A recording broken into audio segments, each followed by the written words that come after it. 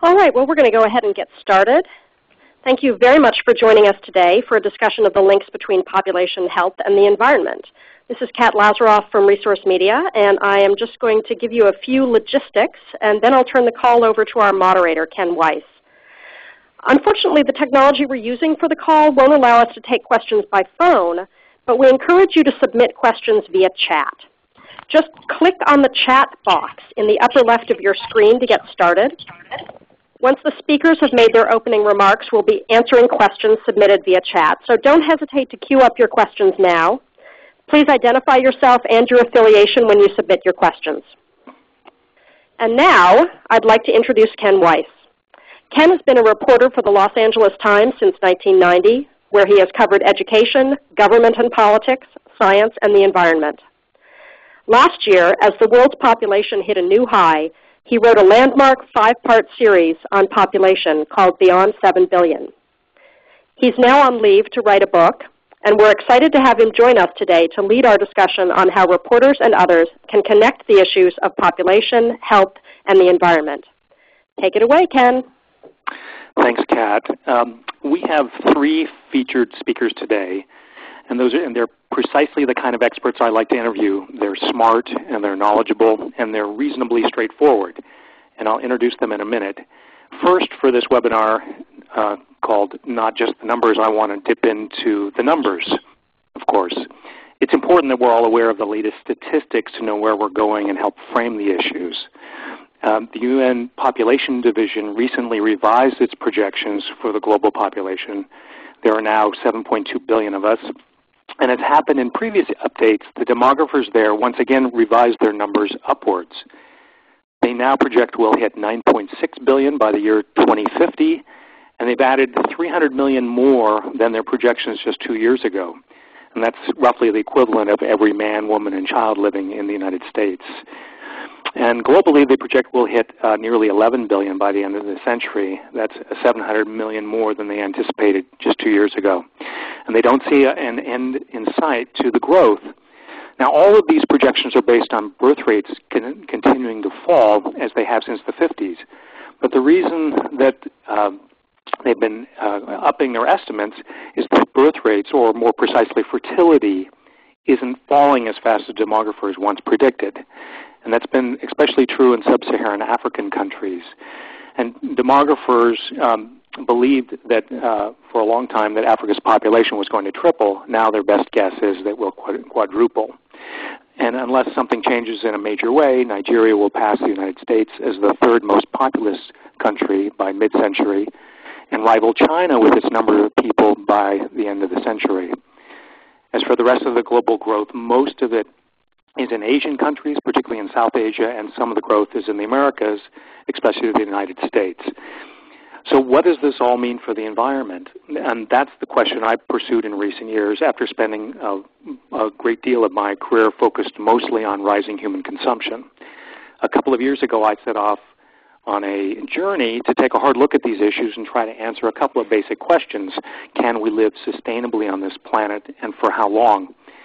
And along the way, I met a woman named Gladys Kalima Zikusoka. And she was working as a veterinarian for the Ugandan Wildlife Authority, and she found her life's calling. And that was to keep the world's remaining 880 mountain gorillas from going extinct. They were dying pretty quickly, and gorillas in this southwest corner of Uganda were getting sick from diseases picked up by people living nearby, mostly measles and scabies and other things. And she realized she wasn't really making much of a difference giving booster shots to these animals, so she quit her government job and founded her own nonprofit to focus on what she sees as the biggest threat, and that is pressures from a rapidly growing population around Windy Impenetrable National Park. And you can see here there is a quilt of subsistence farms that's hemmed in the park. And when I was there, a local hospital had shelves filled with antiretroviral drugs to fight HIV and AIDS, but you couldn't find a condom or any other contraceptives. So Dr. Kalima started training women in villages to turn their homes into sort of makeshift clinics, like this mud-slurried house with Monica in the doorway here. These clinics provide basic stuff like tests for tuberculosis, but the most popular thing they do is provide shots of the hormone Depo-Provera to women who want to avoid getting pregnant, usually again. This is a remote area, and women here on average have about 10 children. And this woman who is bearing her shoulder here, she told me she had 6 children and she simply didn't want any more. She was too tired, she said, to cut down any more of the jungle and dig a bigger garden to feed any more children. And she said she didn't know about modern contraception until Monica showed her how she could use it to take control of her destiny. And she seized the chance and comes in every 3 months to get her injection. And what dawned on me when I was there is that what was good for this woman and her family on a deeply personal level was also good for the forest and the environment and the critically endangered mountain gorillas. And as I began to put together this Beyond the 7 Billion series, I realized that everything is connected. Rapid population growth to environmental decline, of course, but it's also connected to hunger and poverty and national security and the power of women, and more specifically the lack of it. And the places that are growing the fastest tend to be those where women have the least power and the fewest options to plan their families and their futures. Now, there are a few programs like the one Dr. Kalima runs where women's health advocates and conservationists team up, taking a holistic approach, if you will. And they're scattered around the globe, and they do different things, but they share a few things in common. They're pretty rare, and they're small, and they're usually poorly funded. And we're going to hear more about them in a bit from our speakers and other efforts to bring together the two different communities, one focused on women's health and the other on a healthy environment. And that leads us to our first speaker. We've got Carmen Barroso, who is director of the Western Hemisphere region of the International Planned Parenthood Federation. And Carmen, in recent years, has been writing op-ed pieces with Carl Pope. He's the former head of the Sierra Club, and they have been set out trying to bridge the divide between environmental and women's rights advocates. And hopefully she'll tell us a little bit why she's done that, and what are the things that, the kinds of issues that these two groups might tackle together. Carmen? Thank you, Ken. You know, I became interested in the linkages between women and sustainability for selfish reasons. First, I care deeply about women and have devoted my career to fighting for their human rights. And second, I'm concerned about the unsustainability of our systems of production and consumption, and especially so after becoming a grandmother who wants to leave a decent planet for my grandchildren to enjoy. Both of these are big issues, and my lifetime is not long enough to take both battles on. Fortunately, there is an intrinsic synergy between women's rights and environmental sustainability, as you have pointed out. Empowering women creates a ripple effect, enabling families and communities to be healthier and more prosperous, and helping to restore balance between people and the air, land, and water we all depend on. Yet, within the debate over the environment, insufficient attention has been given to an issue that is central to both to women's rights and to sustainability of the planet, reproductive choice. Simply meeting women's needs for family planning is an inexpensive and simple development strategy with a host of environmental benefits. More than 200 million women around the world want but do not have access to contraceptives, like condoms, pills, and IUDs, not to mention the millions of adolescents not included in that number. In the region where I work, Latin America and the Caribbean, half of all pregnancies are unplanned. Half of all pregnancies. And there are 1.2 million unintended pregnancies among adolescents each year. Investments in sex and reproductive health programs empower women to decide how many children they want and would dramatically reduce maternal and child mortality, advance human rights, and slow population growth. By doing so, it would also help slow the growth of dangerous greenhouse gas emissions and have other beneficial impacts on the environment. And all for a cost of less than $5 per person per year. So what are the barriers? Sometimes they are based on religious beliefs, sometimes lack of access due to poverty. So it is tragic that global funding, as you said, for sexual and reproductive health has decreased in recent years. The success in reducing the unmet need for family planning led to accommodation. But for many women, and especially for young women, poor young women, the need is still alive. Other issues such as sustainability took precedence, but in the end, it doesn't need to be one or the other. Reproductive health is a win-win investment. In 2013, today, we have come to realize that population, environment, and human rights of women can all benefit from cost-effective programs of access to contraception. Thank you.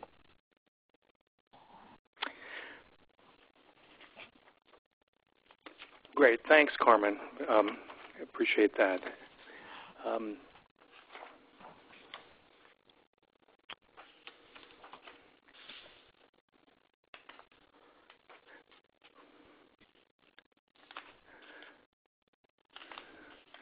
Next up, we've got Sandeep Bathala, who is a Senior Program Associate for the Woodrow Wilson Center.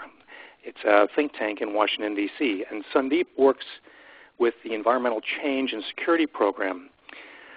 And I'm hoping she'll tell us a little bit why her program has spent so much time focusing on these more holistic efforts we mentioned earlier, often called population health and environment programs.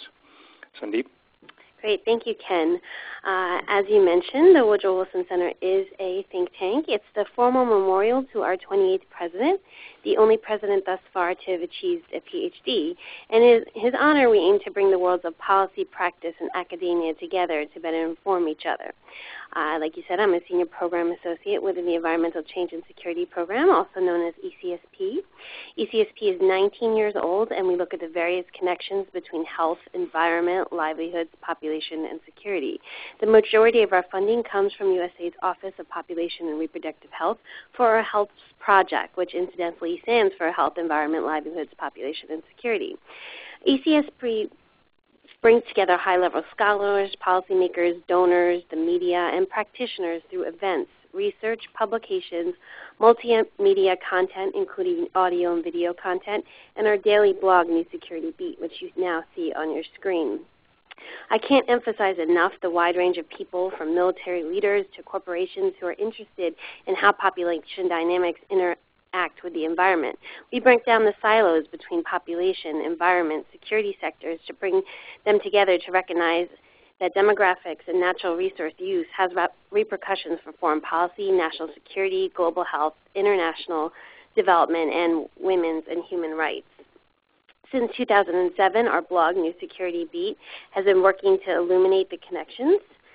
To help promote dialogue on these issues, we actually post about 250 blogs each year, and they are about relevant news and analysis, audio and video content, helpful resources, and guest contributions from experts both in academia and the field.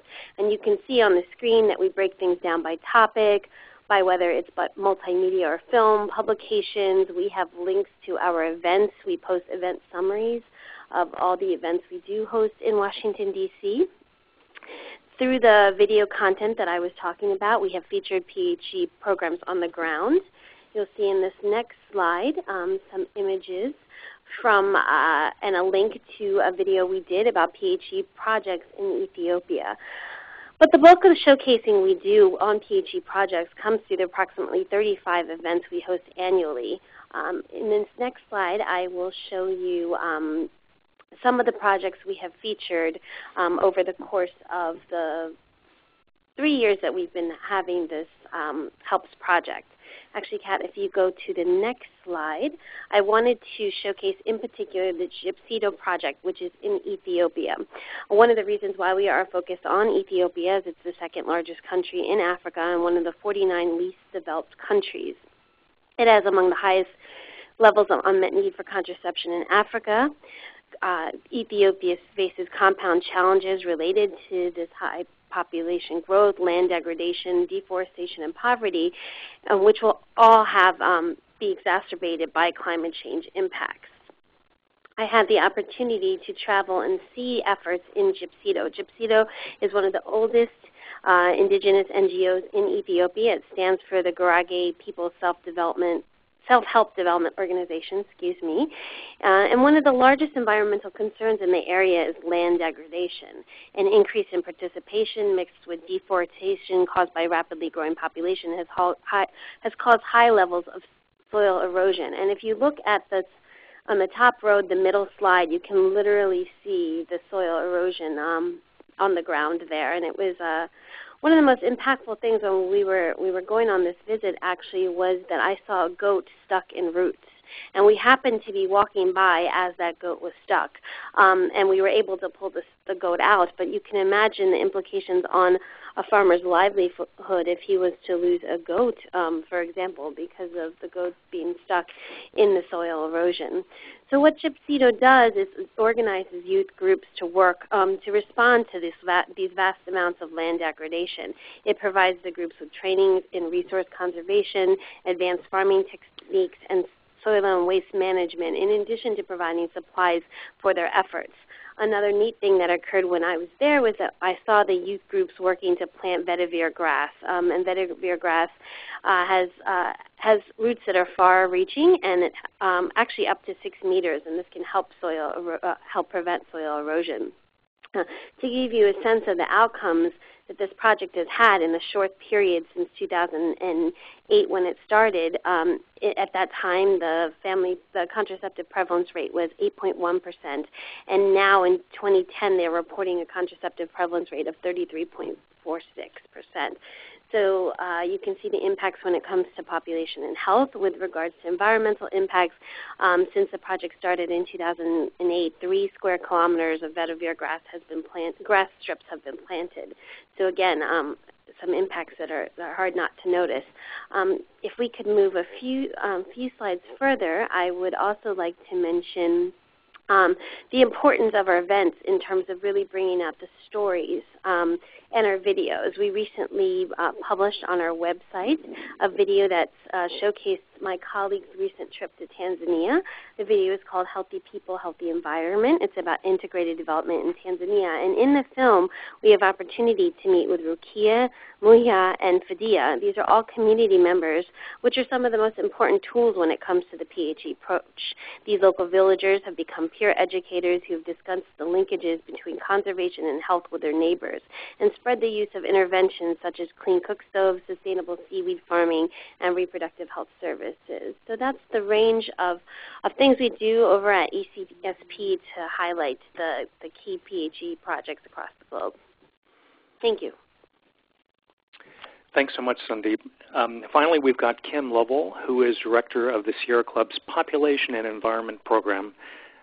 Most people know the Sierra Club is very active on the environmental front. It is also one of the few environmental groups that has a population program. Kim? Great. Thank you so much, Ken. So like Ken said, my name is Kim Lovell. I'm the director for the Global Population and Environment Program at the Sierra Club. I'm going to talk a little bit in more detail about some of the ways that activists on the ground here in the United States are getting involved in these interconnected issues and really advocating on behalf of local and global solutions that integrate reproductive health and the environment. So the Sierra Club has had a population program for about 40 years now. We really believe that healthy people and a healthy planet go hand in hand. So we really think that slowing population growth by increasing access to voluntary family planning, empowering women, educating them, et cetera, is really essential in meeting our environmental goals, but it's also essential for the health of people, the health of their communities, and the health of the surrounding planet. So it's sort of a win-win situation for community health and planetary health that is helping us to really achieve all of the other things that the Sierra Club is working towards. Our founder, John Muir, said in 1869 that when we try to pick out any issue by itself, we find it hitched to everything else in the universe. And this is just sort of a guiding quote that really applies to the work of our program because, as Ken said, over the course of this 40 years of work, we've really come to recognize that integrated development solutions that incorporate the rights and health of women and their access to family planning, as well as sustainable development and environmental goals, are really the most successful. So our program works both domestically and internationally. We work to ensure voluntary family planning is available to women and families who want it, both around the world and here in the United States. And the women have, as I said, the education and economic opportunities and the power within their families to really make those decisions about childbearing. We have volunteers all across the country who are working on this issue at the local community and doing advocacy on behalf of global issues. The Sierra Club has currently 2.1 million members and supporters whose voices we're really leveraging to make sure that these connections are heard at all levels of society. So our activists push for voluntary family planning, like I said. They also advocate on behalf of some of the PHE programs that Sandeep mentioned in her presentation. We've taken groups of folks over the course of the years. We've been working on this issue to actually visit these PHE programs on the ground so that they can come back to the United States and do advocacy on behalf of integrated development programs. We also engage in local family planning fights here in the United States.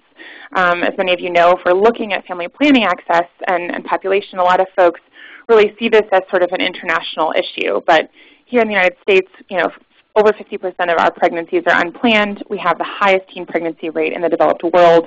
So we really have a lot of these same family planning challenges and struggles, as well as environmental challenges here in the United States. So making sure that we look on both a local and global level is really important to our activists. Many folks on the ground are working with local Planned Parenthoods, other environmental and reproductive health groups, advocating on behalf of comprehensive sex education for young people, and really making sure that these services are available to women everywhere.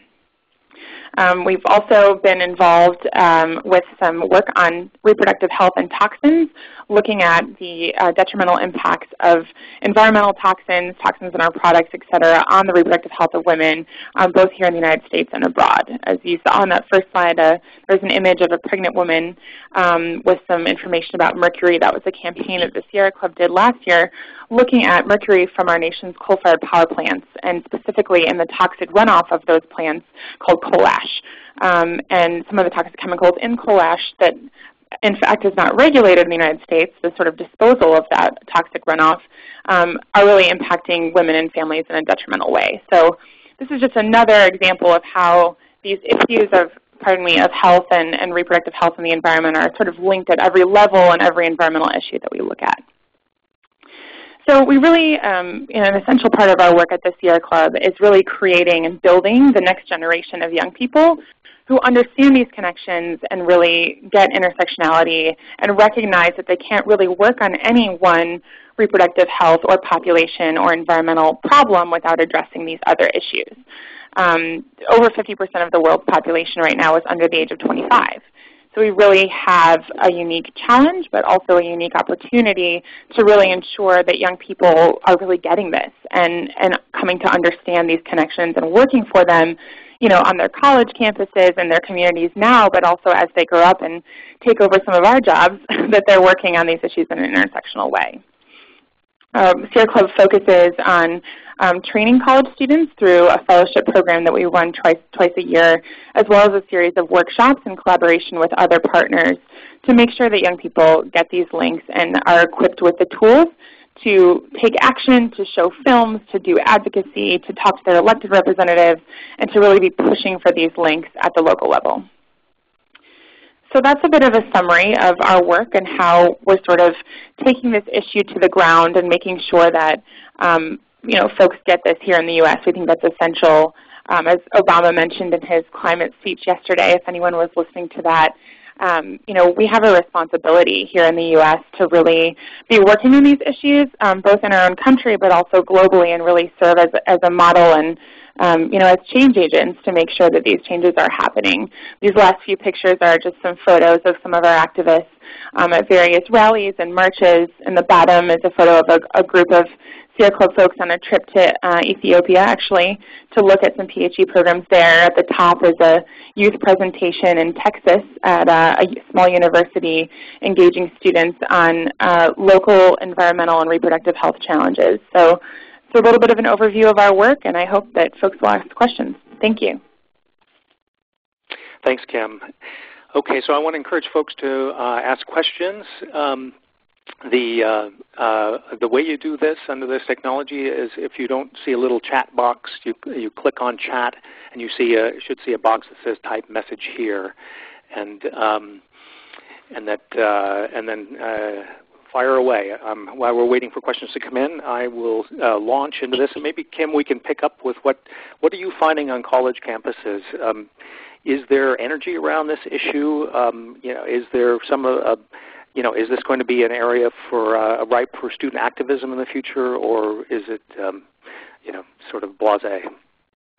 Yeah, I mean, what I found through my work over the past 4 years working with college students on this issue is there is a lot of excitement around this issue, and really young people seeing that a lot of the sort of progressive issues that they care about can actually be connected to one another and they can work on them in tandem is something that's been really exciting for folks that I've seen. A lot of students learn about climate change issues and other environmental conservation issues in environmental courses, and they learn about family planning and reproductive health in sort of the women's studies track.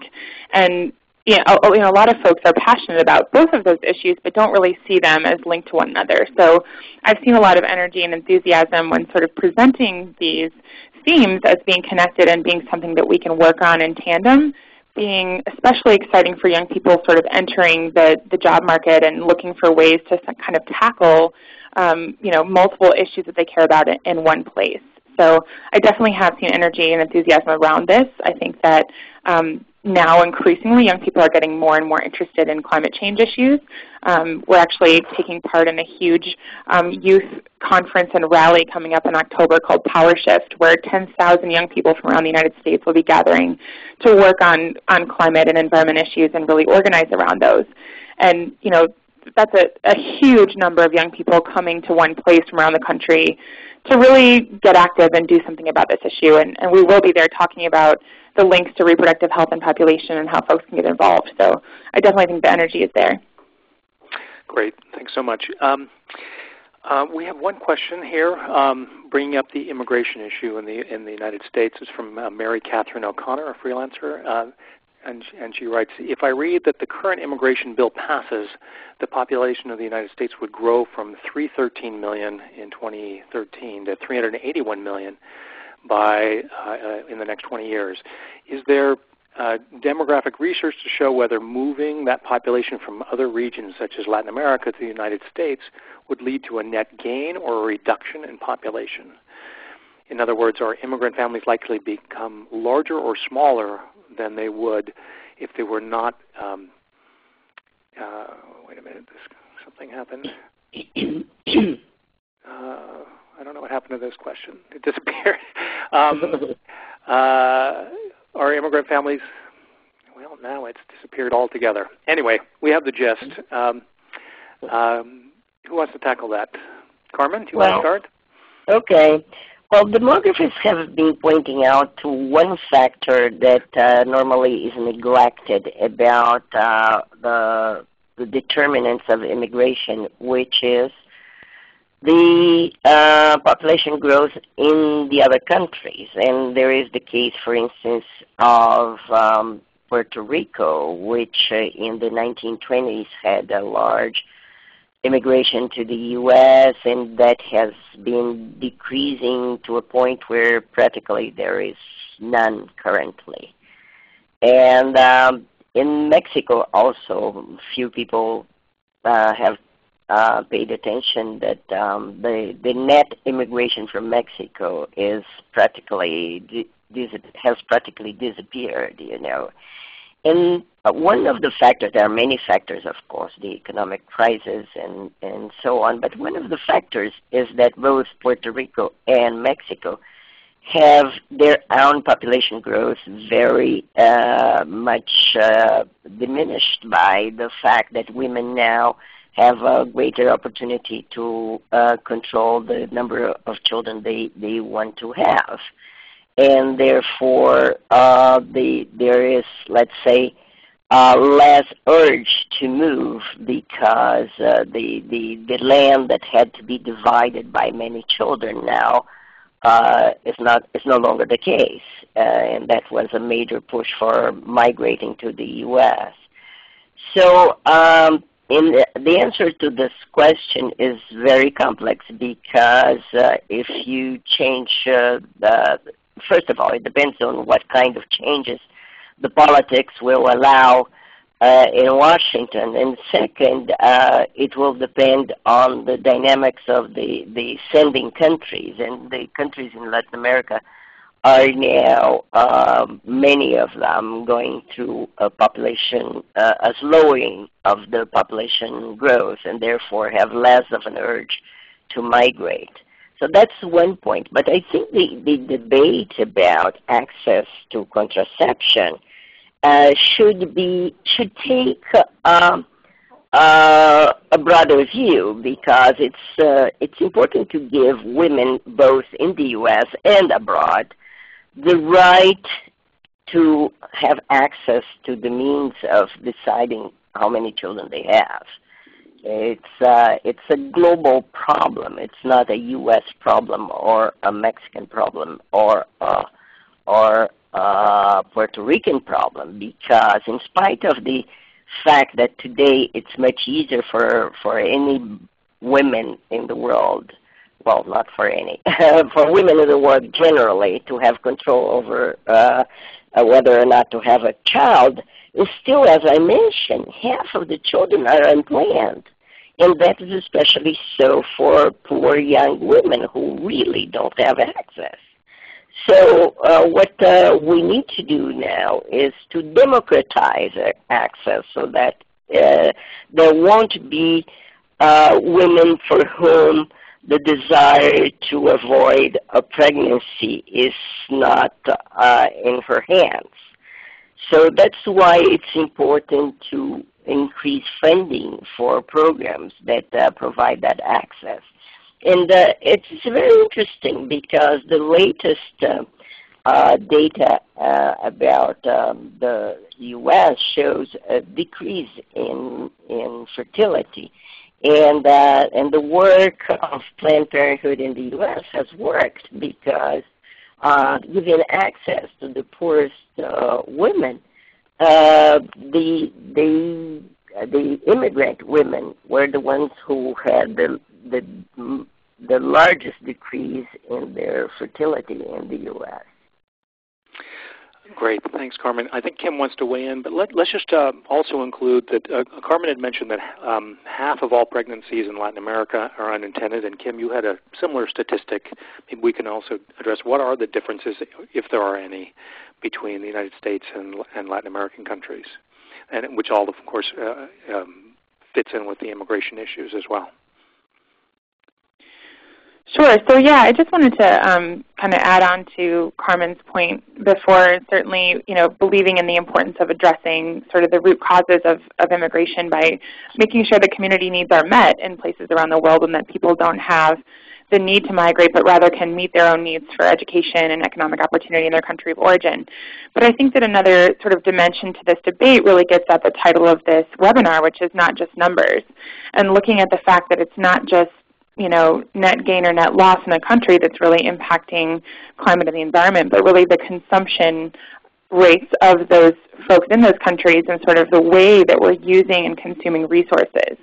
There's actually been a couple of studies that shown that immigrants to the United States and immigrants living in the United States consume far less than native-born Americans. There was one stat that came out in 2008 that the average immigrant in the United States emissions are nearly 20% less than the average native-born American.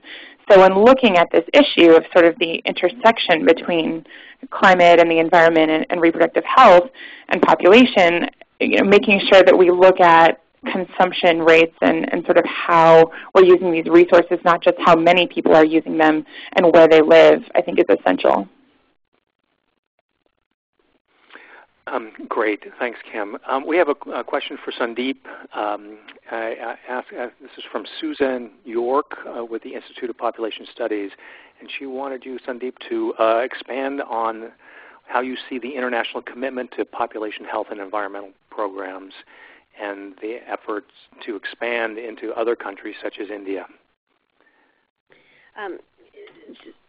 Could you repeat that last part again? I'm sorry. Yes.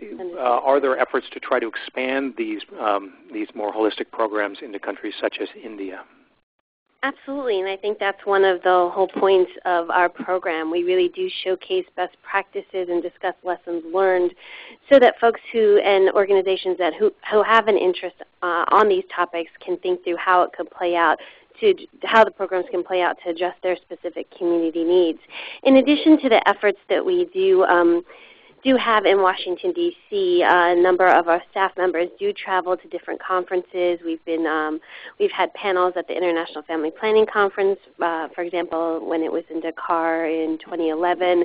We have panel submissions for the upcoming conference in 2013. So we use these opportunities to travel, whether it's to family planning or reproductive health conferences or environmental conferences, to talk about such programming and really interface with practitioners on the ground who might be interested in having such programs. I think one of the other important things I wanted to emphasize is that when I was providing a description, I was talking about how the Wilson Center does interface with donors, and we've played a key role in having various foundations and corporations really understand the importance and impact of these community-driven programs. So I would certainly say to Suzanne's question that we are working to bring best practices and lessons learned across the globe when it comes to PHE.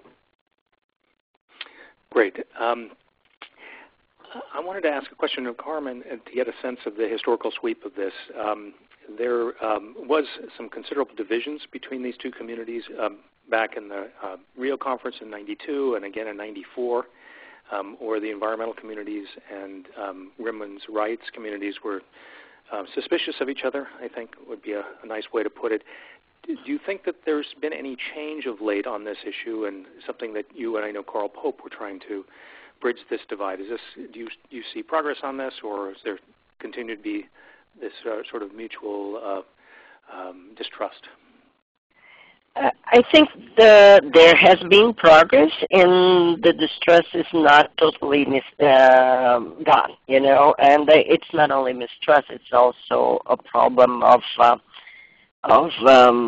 siloing of movements that is detrimental to both, you know, because if you only deal with your issues, you don't join forces, and that is not good for us. So that's why we have been trying to bridge this gap, because there is so much in common, you know. The activists from both movements come from the same type of value system that value choice, value the planet, and so on. And they also have so much in common. They have the same enemies, you know. Those who oppose the environment are the same who oppose reproductive rights. So it is something that it's a work in progress, but as Kim has mentioned, there's a growing realization of the benefits of working together. And Kim, do you see any echo of this divide on college campuses?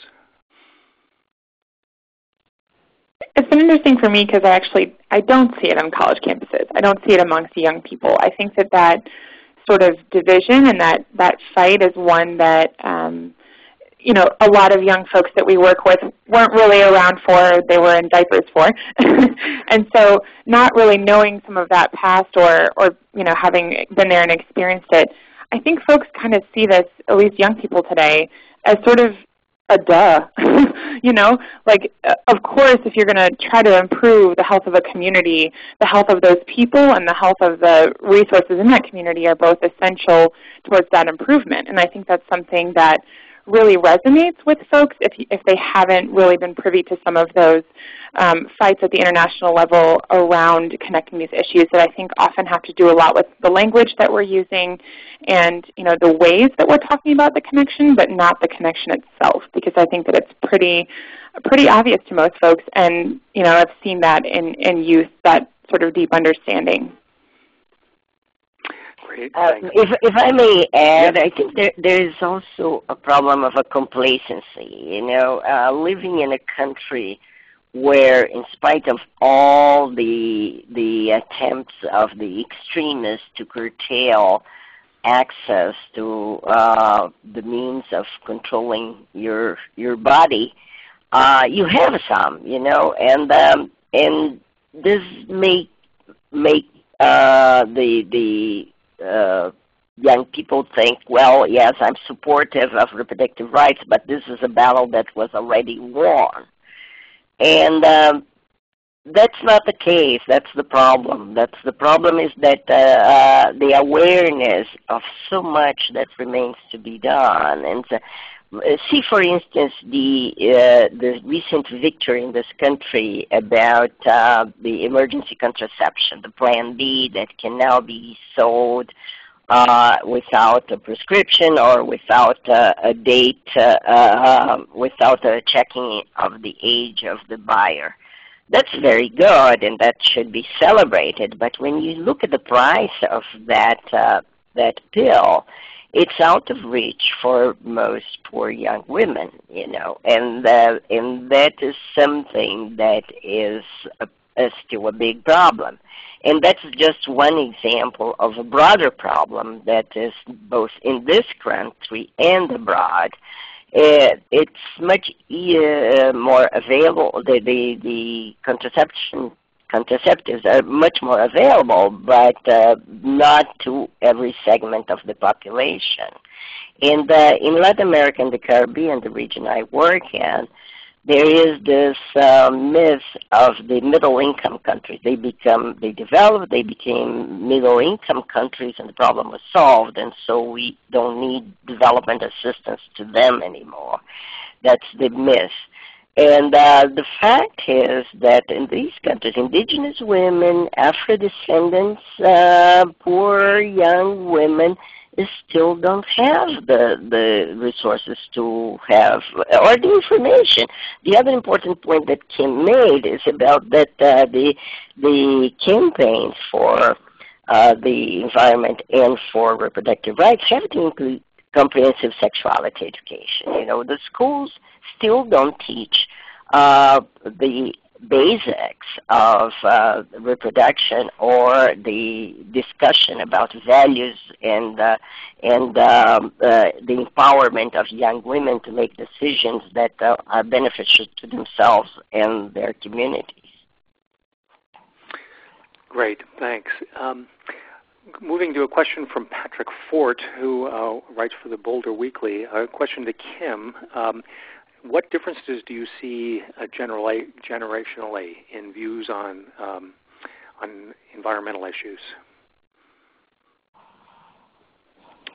It's a great question, and I think appropriate considering that the Sierra Club membership really spans the generations. The majority of our membership is over the age of 50. However, we have a very active student contingent. The Sierra Student Coalition is our youth arm, which is working on these issues. So there are some differences in the way that different folks are seeing these issues. I think that for older folks, it's, their sort of passion for conservation, the environment, often comes from having seen some of the things that are precious to them be lost, some of the natural habitats that they love most, some of the places that they've enjoyed outdoors that no longer exist or that are being, damaged by climate change and disruption and other sort of weather events, rising sea levels, et cetera.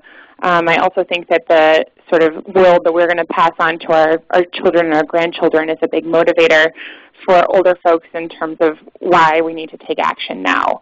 I think for young people, a lot of it is a motivation out of a sense of injustice, out of a sense that, the fact that certain folks live in communities around coal-fired power plants, for example, or other polluting energy plants that are impacting local communities is just really unfair.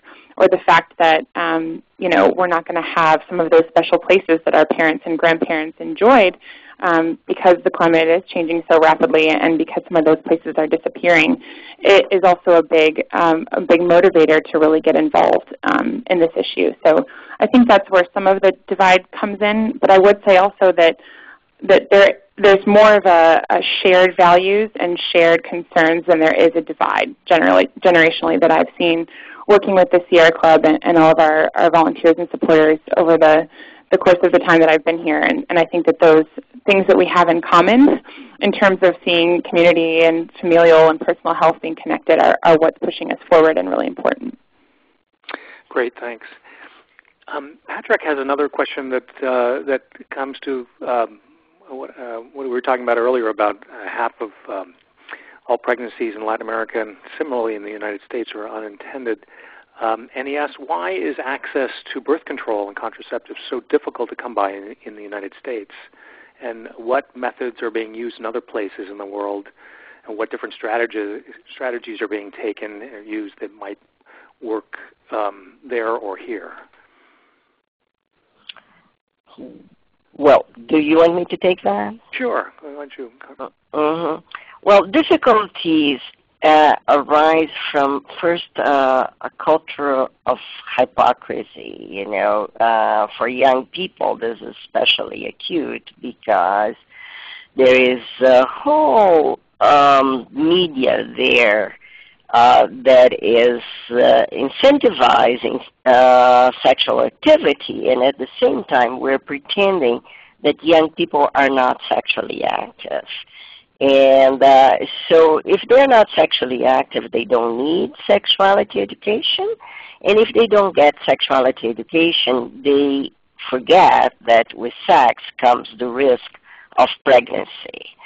So the pregnancy comes as an afterthought because it was just not included in the equation.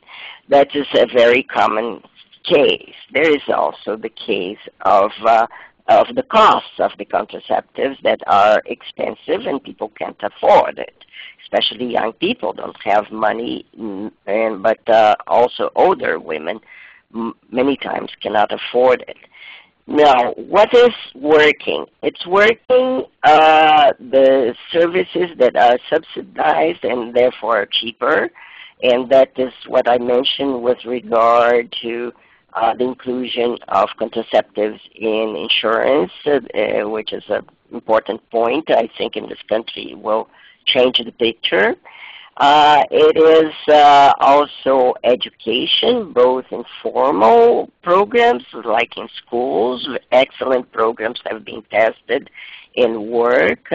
Young people really are engaged in discussions about their lives and their values and their decisions and their futures and therefore what they consider better for themselves. And with information they are making more responsible and more value for them decisions that are better for their futures.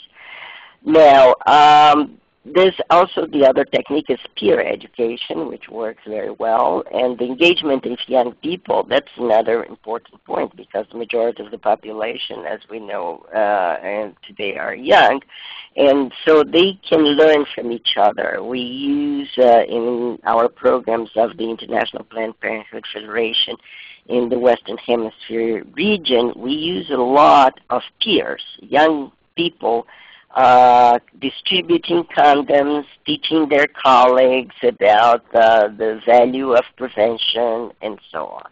This works very well. I would actually like to build on that last point that Carmen made about working with peers. As I referenced our recent recent video that talked about community members being an important tool in the PHE approach, we've also had the opportunity to see in countries such as Ethiopia and India that the government has invested in community health workers, and that's had a big impact. You have folks that are trained by governmental officials to disperse voluntary family planning services and devices to their peers, adults to adults, youth to youth, in different countries, and that is, like I said, had a big impact on contraceptive prevalence rates. Great, thanks, Sandeep.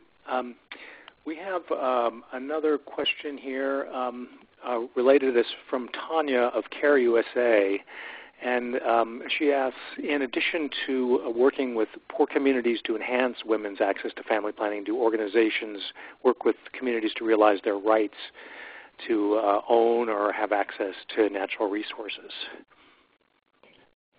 This is very important because